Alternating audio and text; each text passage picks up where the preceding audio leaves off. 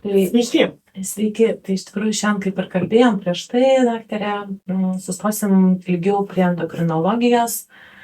Tiesiog pasidiskutuosim, pabendrausim, kas ta endokrinologija, kodėl jinai tokia mums sudėtinga, o gal lengva kaip tik yra sritis. Tai viską tada nuo pradžių ir bandom. Endokrinologija yra iš tikrųjų labai įdomi sritis ir labai plati sritis. Tikrai labai nemažai žmonių, tie, kas nesusidūrė su endokrinologija, klausia, kas ta endokrinologija, iš vis su kuo jie valdomi, tie endokrinologai. Tai aišku, pirmiausia, trumpai tai yra turbūt mokslas apie hormonus endokrinologija. Tai yra, arba tai yra ligos susijusios su įvairiais hormonų sutrikimais. Tai ne veltui vadovėliai išleisti apie hormonų balansus ir balsus, nes iš tikrųjų, norint kalbėti apie sveiką kūną, tai turime kalbėti apie sveiką hormonų sąveiką ir pusiausvyrą organizme.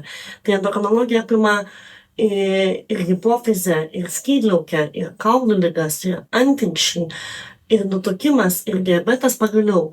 Tai iš tikrųjų tikrai labai daug ir tikrai labai plačiai paplitę. Tačiau nepaisant to, vis tik tai labai dažni atveju yra, vis tik tai endokrinologiniai susirgimai dėja yra kartais neatpažįstami ar laiku nediagnozuojami. Tai norėčiau pasidalinti 2 atvejais.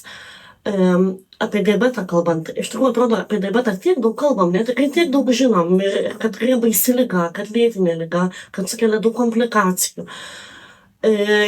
Ir atrodo, tikrai gali pasiskraidyti visur, bet vis tiek išlenda tokių atvejų, kurie yra labai skaudus.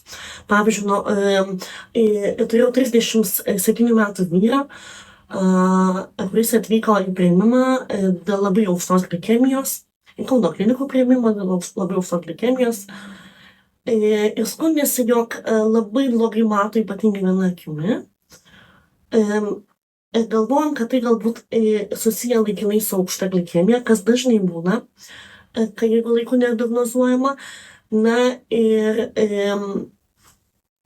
stacionaro metu jis buvo nusiųstas pas akių gydytoją ir paaiškėjo, kad jis viena akimi yra visiškai aklas, o kitą akį bandė gelbėti, nes dar vilties kažkiek, kad bent šešėlius matys yra ir priežastis yra laiku nediagnozuotas diabetas.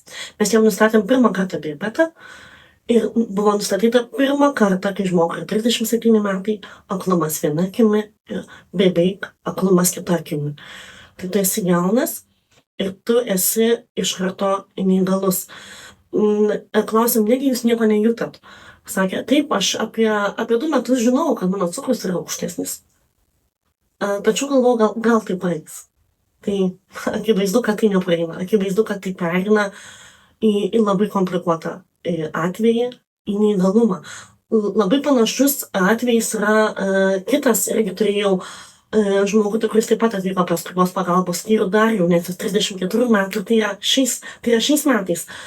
Jis buvo dirbantis IT specialistu.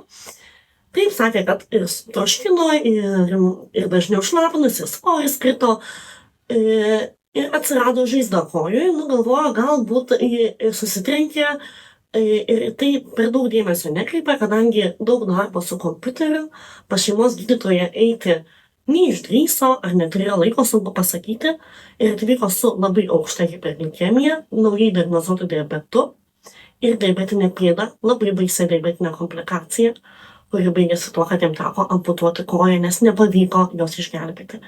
Tai yra dar vienas labai liūdnas atvejis, kai jaunas vyras, darbingo amžiaus vyras, tampa staiga neįgalus. Taigi diabeto tikrai yra daugėjančių atvejų, jaunėjančių atvejų, ir tikrai labai noriu paskatinti, tikrai nėra sunku priduoti kraujo pas šeimos gydytoją 1 kartą per metus. Ypatingai, jei tu turi nutukimą, jeigu tu turi aukštą kraujospūdį, jeigu šeimoje sergančių diabetų. Tai ir jeigu tas cukrus yra virš 6, tikrai galima tai pas endokrinologą. Mes daug galėsim papasakoti, suteikti žinių, ką daryti, kad tai nepereitų tikrąją diabeto formą. Aptarsim mitybą. Pagaliau labai dažnai būna antsvario ar nutukimo problemos. Tikrai šiais laikais tą galima kažkaip tai išspręsti ir sumažinti svorį bent iki normalaus ar iki viršsvorio, kad sumažinti diabeto riziką.